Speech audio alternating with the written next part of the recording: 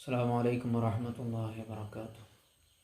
أعوذ بالله من الشيطان الرجيم. بسم الله الرحمن الرحيم.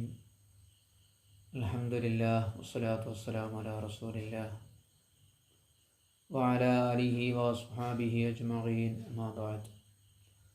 اللهم اغفر لنا وارحمنا ولوالدينا ولجميع المؤمنين والمؤمنات. ബഹുമാനപ്പെട്ട ഹാജിമാരെ, സുഹൃത്തുക്കളെ, കൂട്ടുകാരെ, നബി തങ്ങളുടെ ഇലാഹിലെ യാത്രയുമായി ബന്ധപ്പെട്ട 20ാമത്തെ കാര്യമാണ് നമ്മൾ പറയുന്നത്.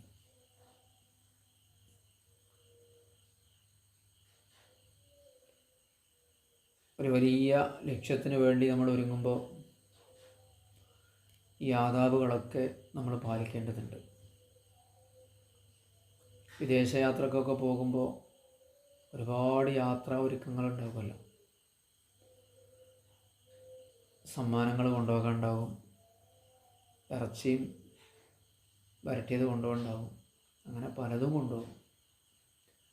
നമുക്ക് പോകാനുള്ളത് മക്കത്തേക്കും മദീനത്തേക്കും ആയതുകൊണ്ട് നമ്മളടുത്തും വേണം കുറേ ഒരുക്കം. അത് ഭക്ഷണം കൊണ്ടുള്ള ഒരുക്കല്ല, ആത്മീയമായിട്ടുള്ള ഒരുക്കാണ്. ഗൾഫിലേക്ക് പോകുമ്പോൾ അവിടെ നമ്മൾ എന്ത് ജോലിക്കാണോ പോകുന്നത് ആ ജോലിയിൽ നമുക്ക് കഴിവുണ്ടെങ്കിലേ ജോലി കിട്ടുള്ളൂ.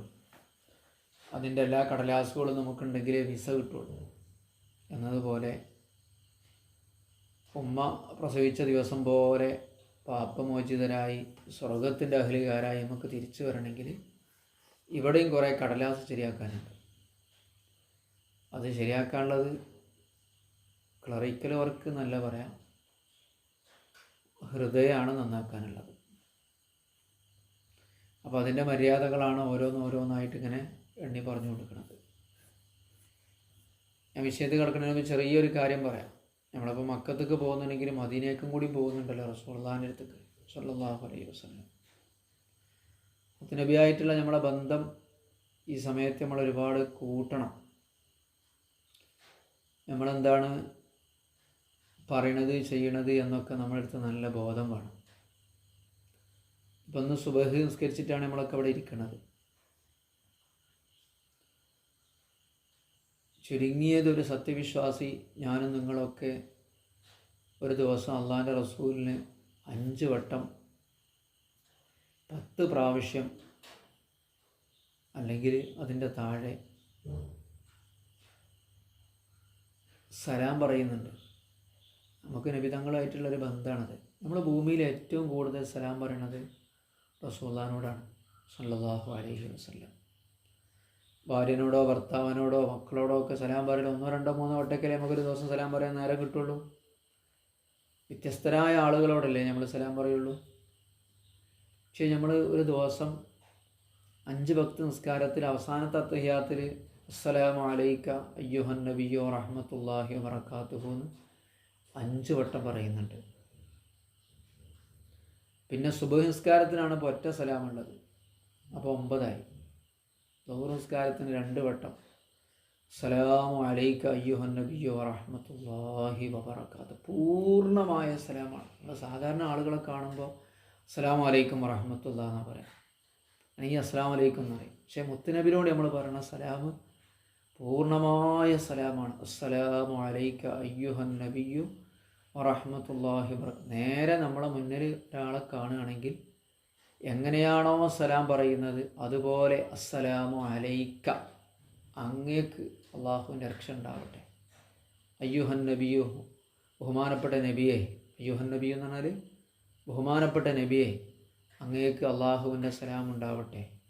വറഹ്മത്തുള്ളാഹ്, അള്ളാഹിൻ്റെ റഹ്മത്ത് ഉണ്ടാകട്ടെ. റഹ്മത്തുൽ ആലമീനായ മുത്തുനബിയെ, അള്ളാഹിൻ്റെ റഹ്മത്ത് നിങ്ങൾക്ക് ഉണ്ടാവട്ടെ. വബറകാതുഹു, അള്ളാഹിൻ്റെ ബർക്കത്ത് ഉണ്ടാവട്ടെ. അല്ലാഹുമ്മ ബാരിക് അലാ മുഹമ്മദിൻ കമാ ബാറക്ത അലാ ഇബ്രാഹിം അലാ ആലി ഇബ്രാഹിം.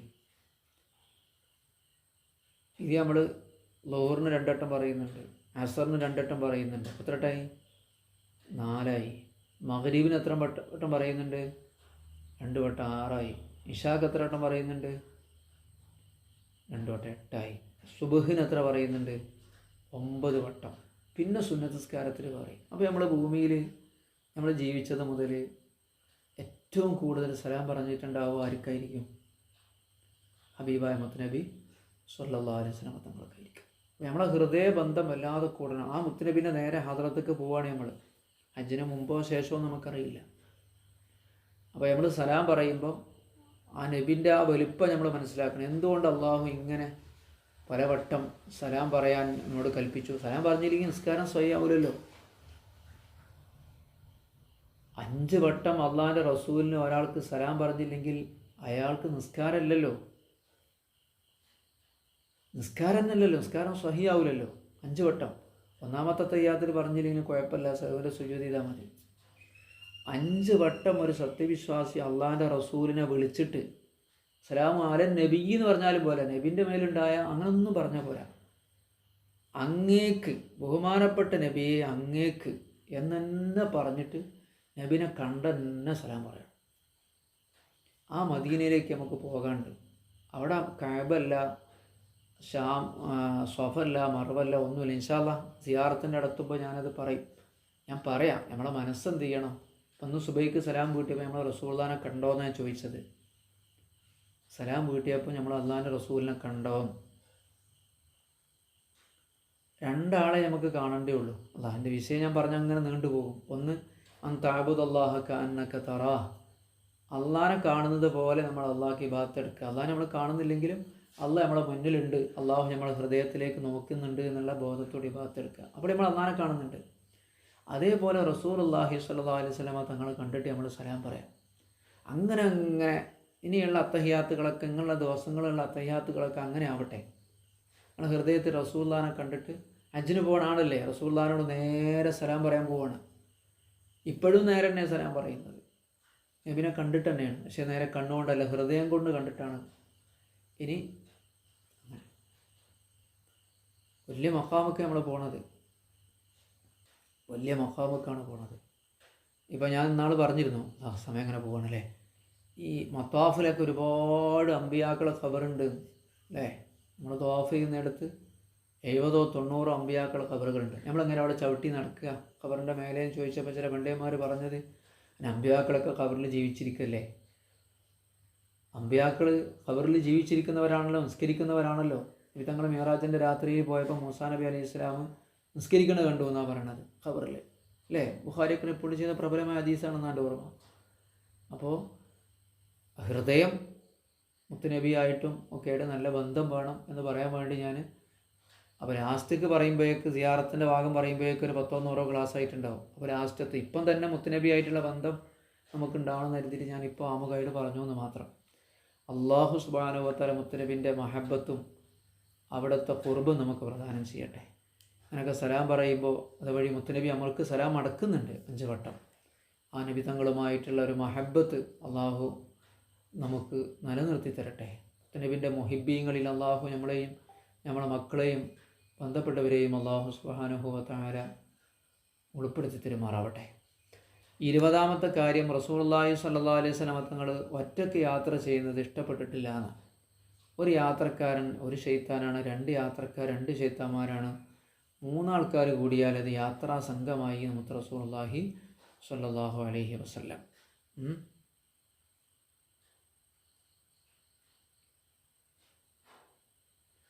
അപ്പോൾ എപ്പോഴും പോകുമ്പോൾ 2 ആൾക്കാർ വേണം. അതൊരു നല്ലതാണ്. പല കാരണങ്ങളെ കൊണ്ടും. ശൈത്താനാണ് എന്ന് പറഞ്ഞാൽ അതിൻ്റെ അർത്ഥം എന്താ? അയാളിപ്പോൾ ശൈത്താനാണ്. ഒറ്റയ്ക്ക് പോയാൽ പിശാച്ച് അയാളെ കൂട്ടുകാരനാകും എന്നൊക്കെ ആയിരിക്കും നബി സല്ലല്ലാഹു അലൈഹി വസല്ലം തങ്ങൾ ധരിച്ചത്. പിശാച്ചിൻ്റെ കൂട്ടുകാർ പിന്നെ ശൈത്താന്മാരാകുമല്ലോ. ആരെ കൂടെയാണോ കൂടുന്നത് പിന്നെ പോലെ അതല്ലേ ആവുക. അങ്ങനെ 3-3-ലധികം ആളുണ്ടെങ്കിൽ, ഇപ്പം നമ്മളൊക്കെ കവറിലാണ് ഉണ്ടാവുക. കവർ 3-4 ആൾക്കുള്ള കവറായിരിക്കും. അപ്പം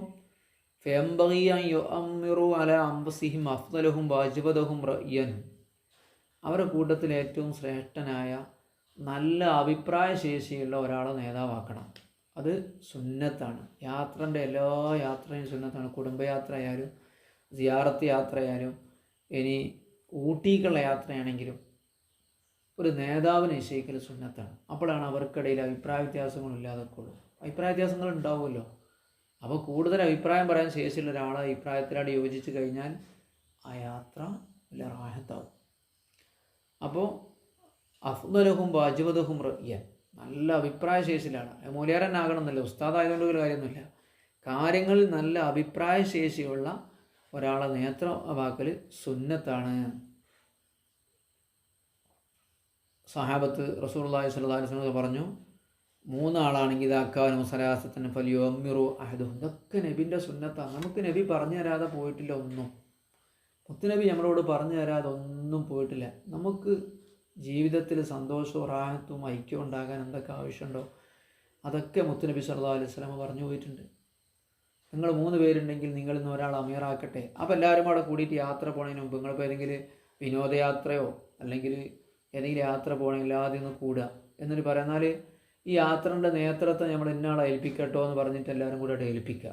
ഏൽപ്പിച്ചിട്ട് വേണം യാത്ര തുടങ്ങാൻ. നേതാവ് കൂടിയാൽ എന്താവും, അവിടെ കശപീശയും ഭിന്നതയൊക്കെ ഉണ്ടാകും. അപ്പോൾ അങ്ങനെ അഭിപ്രായ വ്യത്യാസങ്ങളൊക്കെ പിന്നെ അവസാനം നേതാവ് പറയുന്നതിനനുസരിച്ച് ചെയ്യാം. അപ്പോൾ അതിലൊരു ബർക്കത്തുണ്ടാകും. കാരണം അത് ദീന് പറഞ്ഞ കാര്യമാണ് നേതാവാക്കണം എന്നുള്ളത്. ദീനിൻ്റെ റസൂലുള്ളാഹിന്റെ സുന്നത്ത് അനുസരിക്കുമ്പോൾ അതിൽ ബർക്കത്തുണ്ടാവും. 21ാമത്തെ കാര്യം, യുക്റഹു യസ്തസ്ഹിബ കൽബൻ ഔ ജറസൻ, നായ കൂടെ ഉണ്ടാവരുത്. ഔ ജറസൻ, അല്ലെങ്കിൽ ഈ മണികളൊന്നും ഇങ്ങനെ മുട്ടുന്ന, യാത്രയിലൊന്നും മുട്ടുന്ന ശൈത്താന്മാരെ മണികൾ, അതൊന്നും ഉണ്ടാകാൻ പാടില്ല. പഴയ കാലത്തുണ്ടായിരുന്നു, പക്ഷെ അത് ആവശ്യമില്ലെങ്കിലാണ് പറയുന്നത്.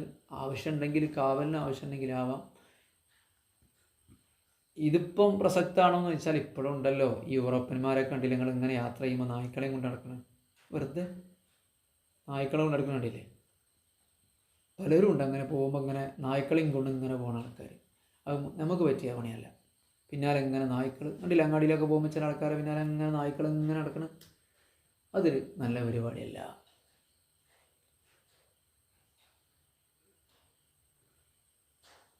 അപ്പം ഷെയ്ഖ് അബു അംർ ഇബ്നു സ്വലാഹ് റഹിമഹുല്ലാ പറയുന്നു, നമ്മളൊരു സംഘം യാത്ര പോവുകയാണ്. അപ്പോൾ ഒരാളെ കൂടെ നായ ഉണ്ടെങ്കിൽ എന്ത് ചെയ്യും?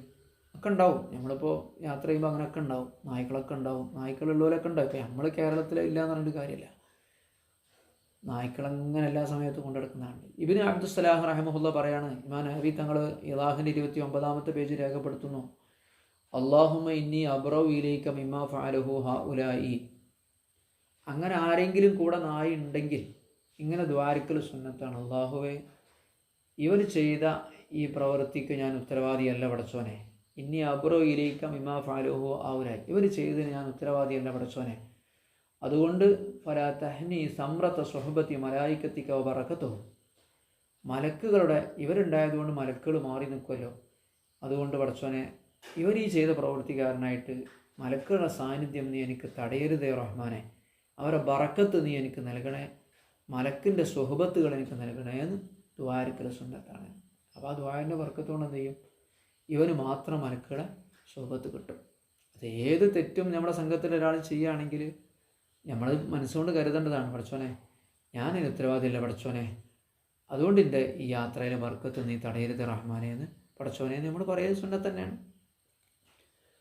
22ാമത്തെ കാര്യം ശരിക്കും ശ്രദ്ധിക്കേണ്ട കാര്യമാണ്. ഇതാ അലാ ഷറഫൻ മിനൽ അർദി കബ്ബറ വഇദാ ഹബത വാദിയൻ വനഹബഹു സബ്ബഹ വതുക്റഹുൽ മുബാലഗതു ബിറഫി സൗതി. ഇതാ അലാ ഷറഫൻ മിനൽ അർദി, ഒരു ഉയരത്തിലേക്ക് കയറുകയാണെങ്കിൽ അല്ലാഹു അക്ബർ എന്ന് പറയാം. വഇദാ ഹബത, താഴോട്ട് ഇറങ്ങുകയാണെങ്കിൽ സുബ്ഹാനല്ലാഹ് എന്നും പറയൽ സുന്നത്താണ്. പക്ഷേ അമിതമായ രീതിയിൽ ശബ്ദം ഉയർത്തൽ കറാഹത്താണ്. ഇതിന് ആവശ്യമില്ലല്ലോ. ഏത് ദിക്റും, ഉറക്കനെ ചെല്ലേണ്ട ഏത് ദിക്റും അവിടെ ശബ്ദം അമിതമാക്കൽ കറാഹത്താണ്. സുന്നത്താണ്, ഉറക്കനെ ചെല്ലൽ സുന്നത്തുണ്ട്. ഉറക്കനെ ചെല്ലൽ സുന്നത്തുള്ള ഏതൊരു ദിക്റും അമിതമായ ഒച്ചയിൽ ചെല്ലൽ കറാഹത്താണ്. ഇമാം ഇബ്നു ഹജർ അൽ ഹൈതമി റഹിമഹുല്ലാ തൻ്റെ ഹാഷിയത്തുൽ ഇളാഹ് 29ാമത്തെ പേജ്. വകദാ കുല്ലു ദിക്രിൻ നുദിബ ഫീഹിൽ ജഹ്റു, ഏത് ദിക്റാണെങ്കിലും ഏത് വിളിയാണെങ്കിലും അമിതമായ ഒച്ചയിൽ ഉറക്കനെ ചെല്ലൽ കറാഹത്താണ്. പിന്നെ എങ്ങനെയാണ് ബർക്കത്തിട്ട? അപ്പോൾ ശ്രദ്ധിക്കേണ്ട കാര്യമാണ്. അപ്പോൾ അതിനൊക്കെ ഒരു ഇത് എന്താണെങ്കിലും ഒച്ചയിൽ ദിക്ർ ചെല്ലൽ കറാഹത്താണ്. ഇത് പാടില്ല. അത് ആവേശത്തിൻ്റെ പേരിലാണെങ്കിലും ഇപ്പം നമ്മൾ ആരെങ്കിലുമൊക്കെ എന്തെങ്കിലും പ്രധാനപ്പെട്ട കാര്യം പറയുമ്പോൾ അല്ലാഹു അങ്ങനെ വേണ്ട, അല്ലാഹു അക്ബർ ഒരു മധ്യനിലയിലേ പാടുള്ളൂ. അത് പള്ളിയിലായാലും പള്ളീൻ്റെ പുറത്താണെങ്കിലും വീട്ടിലാണെങ്കിലും ഏതിനാണെങ്കിലും. പിന്നെ അപ്പോൾ നമ്മൾ വിമാനം അങ്ങോട്ട് പൊന്തുന്ന നേരത്തെ അല്ലെങ്കിൽ കാർ ഇങ്ങനെ കയറ്റം ഇങ്ങനെ കയറുകയാണ്. അപ്പോൾ നമ്മൾ എന്ത് ചെയ്യുക? അല്ലാഹു അക്ബർ എന്ന് പറയാം. ഇങ്ങനെ ഇറങ്ങുമ്പോൾ എന്ത് ചെയ്യുക? സുബ്ഹാനല്ലാഹ് എന്ന് പറയാം. ഞാൻ അത്തിപ്പറ്റുസ്ഥാൻ്റെ ഒക്കെ യാത്ര ചെയ്തിട്ടുണ്ട്. അത്തിപ്പറ്റുസ്ഥാനോടെ യാത്ര ചെയ്തപ്പോൾ മൂപ്പർ ഇങ്ങനെ ചെല്ലുന്നത് കാണാം. ഈ കാറിൽ ഇങ്ങനെ യാത്ര ചെയ്യുമ്പോൾ ഇറങ്ങുമ്പോൾ മൂപ്പർ എന്ത് ചെയ്യും? സുബ്ഹാനല്ലാഹ്. കയറ്റം ഇങ്ങനെ കയറുമ്പോൾ അല്ലാഹു അക്ബർ. ഫുള്ള് ദിക്റായിരുന്നല്ലോ. അസാലിസത്ത് വൽ ഇശ്റൂൻ 23ാമത്തെ കാര്യം, ഇസ്തഹബു ഇദാ അസ്റഫ അലാ ഖറയത്തി മൻസിലി യഖൂലു.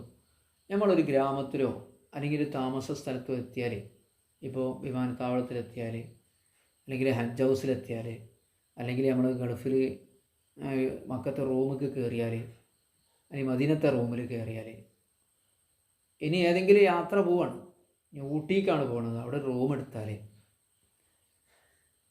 കൊടൈക്കനാലിക്കാണ് പോകുന്നത്, അവിടെ റൂം എടുത്താൽ എന്ത് പറയാം? അല്ലാഹുമ്മ ഇന്നി അസ്അലുക ഖൈറഹ വഖൈറ അഹ്ലിഹ വഖൈറ മാ ഫീഹ വഅഊദു ബിക മിൻ ശർരിഹ വശർരി അഹ്ലിഹ വശർരി മാ ഫീഹ.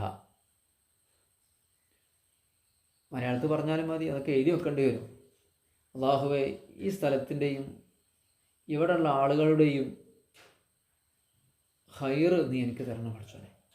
ഈ സ്ഥലത്തിൻ്റെയും ഈ സ്ഥലത്തുള്ള ആൾക്കാരുടെയും തിന്മയെ തൊട്ട് നീ എന്നെ കാക്കണേ അല്ലാഹുവേ.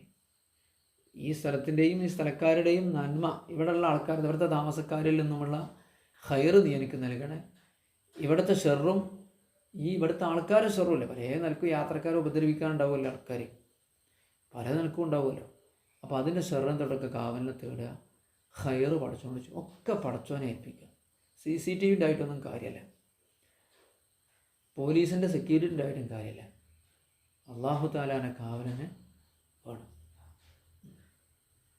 അല്ലാഹുമ്മ ഇന്നി അസ്അലുക ഖൈറഹ വഖൈറ മാ ഫീഹ വഅഊദു ബിക മിൻ ശർരിഹ വശർരി മാ ഫീഹ വശർരി അഹ്ലിഹ എന്ന് പറയും. ഇതിലും കൂടെ പനി കാണാതെ പഠിക്കണമെങ്കിൽ പഠിക്കാം ഉണ്ടാവും. ഈ ദിക്റുകളൊക്കെ എന്തുണ്ടല്ലോ, ഞാൻ നിങ്ങളോട് പറഞ്ഞു തരാം. ഇപ്പോൾ ഏതെങ്കിലുമൊക്കെ ദിക്റ് ചെല്ലുന്നുണ്ടെങ്കിൽ ഇപ്പോൾ നിങ്ങളൊക്കെ ഈ നെറ്റ് ഉപയോഗിക്കുന്ന ആൾക്കാരാണല്ലോ, അപ്പോൾ അതിൽ ചേർച്ച് ചെയ്താൽ കിട്ടും ഇതൊക്കെ. കാരണം അതൊക്കെ ഈ ഇമേജായിട്ട് തന്നെ ഉണ്ടാകും. ഉദാഹരണത്തിന് ഇങ്ങനെ അടിച്ചു പിടിക്കാൻ മതി, അല്ലാഹുമ്മ ഇന്നി അസ്അലുക ഖൈറഹ വഖൈറ അഹ്ലിഹ. അപ്പോൾ അടിച്ചതിന് ബാക്കിയായിട്ട് വരും. അപ്പോൾ സമയം കളയണം നല്ല പറഞ്ഞു കേട്ടോ, നോക്കി കിതാബ് നോക്കി പഠിച്ചാൽ അത്രയും നല്ലത്. 24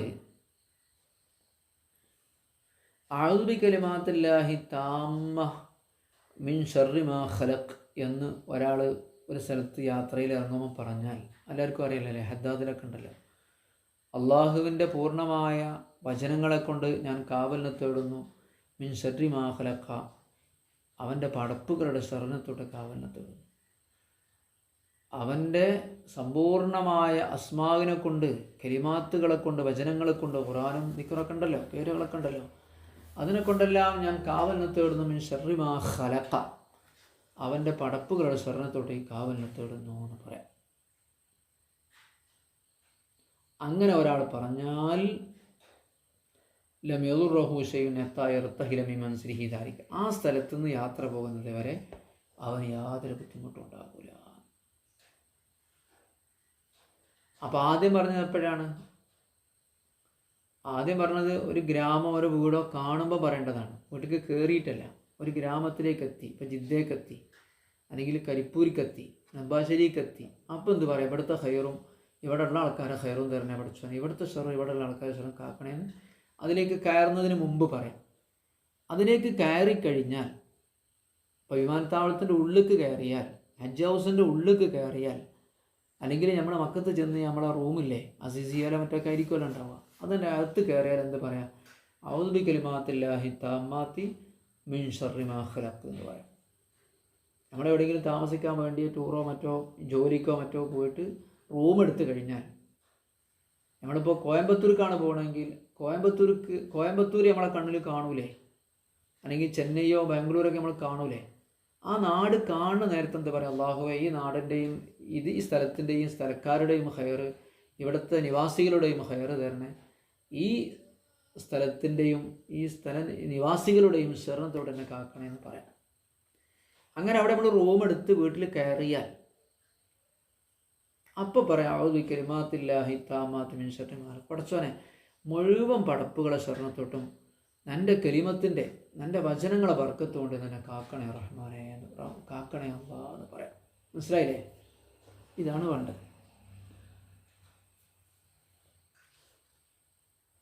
അപ്പോൾ ഇനി ലഗേജുകളൊക്കെ ഇറക്കണ നേരത്തും സുബ്ഹാനല്ലാഹ് എന്ന് പറയൽ സുന്നത്തുണ്ട്. ഫി ഹാലി ഹത്തിഹി അർറാഹില.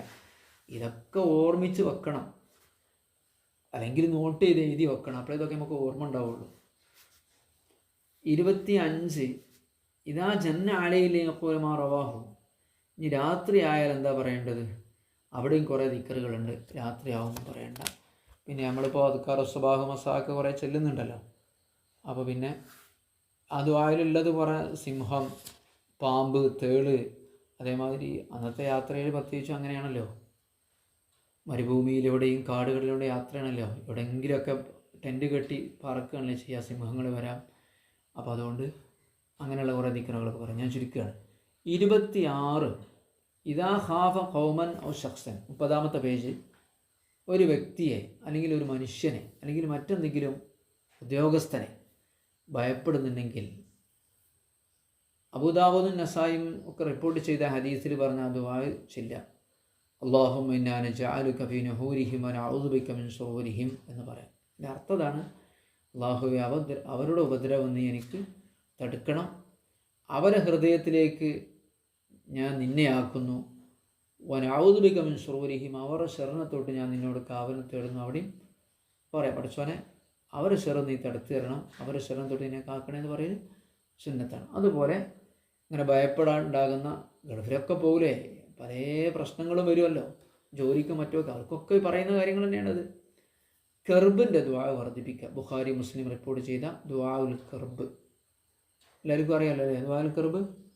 ദുആഉൽ കർബ് ഇതാണ്: ലാ ഇലാഹ ഇല്ലല്ലാഹ്. പ്രയാസത്തിൻ്റെ ദുആ എന്നാണ് ദുആഉൽ കർബ് എന്ന് പറഞ്ഞാൽ. ലാ ഇലാഹ ഇല്ലല്ലാഹുൽ അളീമുൽ ഹലീം. അള്ളാഹിൻ്റെ അളീം ഹലീം എന്നുള്ള 2 സിഫത്ത് കൂട്ടിയിട്ട് പറയാണ്. ലാ ഇലാഹ ഇല്ലല്ലാഹുൽ അളീമുൽ ഹലീം. ലാ ഇലാഹ ഇല്ലല്ലാഹു റബ്ബുസ് സമാവാതി വറബ്ബുൽ അർളി വറബ്ബുൽ അർശിൽ കരീം എന്ന് പറയാം. യാ ഹയ്യു യാ ഖയ്യൂം റഹ്മതിക അസ്തഗീസ് എന്ന ദുആവും പഠിപ്പിക്കപ്പെട്ടിട്ടുണ്ട്. ലാ ഇലാഹ ഇല്ലല്ലാഹുൽ അളീമുൽ ഹലീം.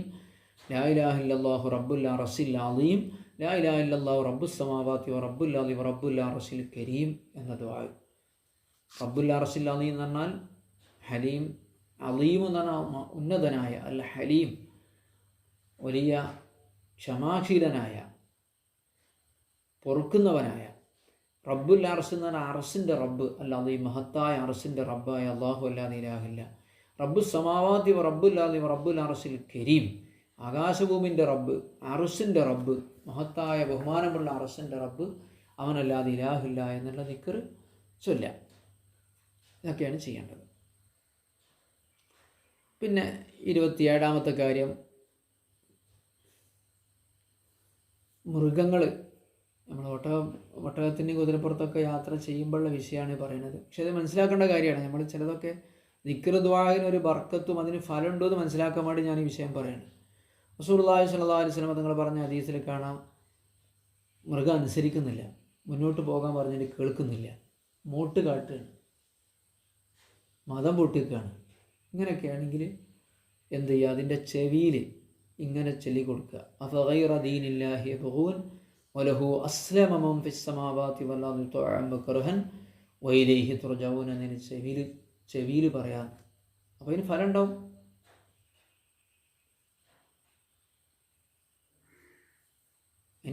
ഒരു മൃഗത്തിൻ്റെ ചവിട്ടിൽ പോയി പറഞ്ഞാൽ എന്താ കാര്യം എന്ന് വെച്ചാൽ, ഹദീസിൽ പറഞ്ഞ റസൂല പഠിപ്പിച്ച ദുആണ് ഇഖ്റൂ ഫി ഉദ്നിഹി എന്ന്. ഇനി തൻ്റെ മൃഗം അനുസരണമല്ലാതെ ഓടിപ്പോയി, എന്തു ചെയ്യും? എവിടുന്ന് കിട്ടും മൃഗത്തെ? അപ്പം യാ ഇബാദല്ലാഹ് ഇഹ്ബിസു ഇഹ്ബിസു ഇഹ്ബിസു എന്ന് പറയൽ സുന്നത്താണ്. അള്ളാഹിൻ്റെ അടിമകളെ ഒന്ന് പിടിച്ചു വെക്കി. അഥവാ അവ നിൽക്കുന്ന ആ പരിസരങ്ങളിലൊക്കെ ജിന്നുകളൊക്കെ ഉണ്ടാവുമല്ലോ, അപ്പോൾ അവരെ വിളിച്ചിട്ട് പറയാം, ഒന്ന് പിടിച്ചു കിട്ടും എൻ്റെ മൃഗത്തെ. കാരണം ഇവനാകെ കുടുങ്ങിയ വണ്ടിയില്ലെങ്കിൽ. ഇപ്പോൾ കാറായതുകൊണ്ട് ആ പ്രശ്നമില്ല. മൃഗങ്ങൾ പലപ്പോൾ അനുസരിക്കൂല, ചിലപ്പോൾ ഓടിപ്പോകും, അല്ലെങ്കിൽ കെട്ടഴിഞ്ഞു പോകും. അപ്പോൾ അങ്ങനത്തെ സന്ദർഭത്തിലൊക്കെ അവന് എന്ത് ചെയ്യണം? യാ ഇബാദല്ലാ ഇഹ്ബിസു, അള്ളാഹിൻ്റെ അടിമകളെ ഇഹ്ബിസു, എൻ്റെ മൃഗത്തൊന്ന് പിടിച്ചു കിട്ടുമോ എന്ന് പറയാം. അപ്പം എന്താവും? അവർ അത് കേൾക്കും, പിടിച്ചു വെക്കും. 28ാമത്തെ കാര്യം ഇൻഷാ അല്ലാഹ് സമയമായിട്ടുണ്ട്, നമുക്ക് അടുത്ത ക്ലാസ്സിൽ പറയാം. അൽഹംദുലില്ലാഹി റബ്ബിൽ ആലമീൻ. അല്ലാഹുമ്മ സ്വല്ലി അലാ സയ്യിദിനാ മുഹമ്മദിൻ വഅലാ ആലി സയ്യിദിനാ മുഹമ്മദ്. അല്ലാഹുവേ റഹ്മാൻ റഹീമായ തമ്പുരാനെ, ഞങ്ങളെ എല്ലാ പാപങ്ങളും നീ പൊറുക്കണേ റഹ്മാനെ. അല്ലാഹുവേ, ഞങ്ങൾ ജീവിതത്തിൽ ചെയ്ത എല്ലാ പാപങ്ങളും നീ പൊറുക്കണേ റഹ്മാനെ, നീ മാപ്പാക്കണേ റഹ്മാനെ. അല്ലാഹുവേ, നീ ഇഷ്ടപ്പെടുന്ന സ്വാലിഹീങ്ങളിൽ, സജ്ജനങ്ങളിൽ ഞങ്ങളെ നീ ഉൾപ്പെടുത്തണേ റഹ്മാനെ. മഖ്ബൂലും മബ്റൂറുമായ ഹജ്ജും സിയാറയും നിർവഹിക്കാൻ ഞങ്ങളെ നീ അനുഗ്രഹിക്കണേ റഹ്മാനെ. അല്ലാഹുവേ, ഞങ്ങളുടെ മക്കളിലും കുടുംബത്തിലും ഖൈറും ബറക്കത്തും പ്രദാനം ചെയ്യണേ റബ്ബേ. അല്ലാഹുവേ, മാരകമായ രോഗങ്ങളെ തൊട്ടും അപകടങ്ങളിൽ നിന്നും ഞങ്ങളെ നീ കാത്തുരക്ഷിക്കണേ റഹ്മാനെ. അല്ലാഹുവേ, ഞങ്ങളുടെ മക്കളെയും ഭർത്താക്കന്മാരെയും നീ ഇഷ്ടപ്പെടുന്ന സജ്ജനങ്ങളിൽ, സൽസ്വഭാവികളായ ആളുകളിൽ ഉൾപ്പെടുത്തണേ റഹ്മാനെ. പടച്ചോനെ, ഫലസ്തീനിലും ഗസയിലൊക്കെ ഉള്ള മുസ്ലിമീങ്ങൾക്ക് നീ അവരുടെ ശത്രുക്കളുടെ മേൽ വിജയം നൽകണേ റഹ്മാനെ. അല്ലാഹുവേ, റഹ്മാൻ റഹീമായ തമ്പുരാനെ, അല്ലാഹുവേ, ലാ ഇലാഹ ഇല്ലല്ലാഹ് എന്ന കലിമ ചൊല്ലി മരിക്കാനുള്ള തൗഫീഖ് നൽകണേ റഹ്മാനെ. ഞങ്ങൾക്ക് നാഫിയായ ഇൽമ് നൽകണേ റഹ്മാനെ. സ്വർഗത്തിൻ്റെ അഹ്ലികാരിൽപ്പെടുത്തണേ റബ്ബേ. നരകത്തിനെ തൊട്ട് ഞങ്ങളെ നീ കാക്കണേ അല്ലാഹ്. ഞങ്ങളെ മാതാപിതാക്കൾ, ഉസ്താദുമാർ മരണപ്പെട്ടു പോയ ഒരുപാട് ആളുകളുണ്ട്. അല്ലാഹുവേ, അവരിൽ നിന്ന് മരണപ്പെട്ടവരുടെ ജീവിതം നീ സന്തോഷകരമാക്കി കൊടുക്കണേ റബ്ബേ. അല്ലാഹുവേ, അവരിൽ ജീവിച്ചിരിക്കുന്ന ഞങ്ങളുടെ കുടുംബാംഗങ്ങൾ, ഉസ്താദുമാർ, ശിഷ്യന്മാർ, അല്ലാഹുവേ, അവർക്ക്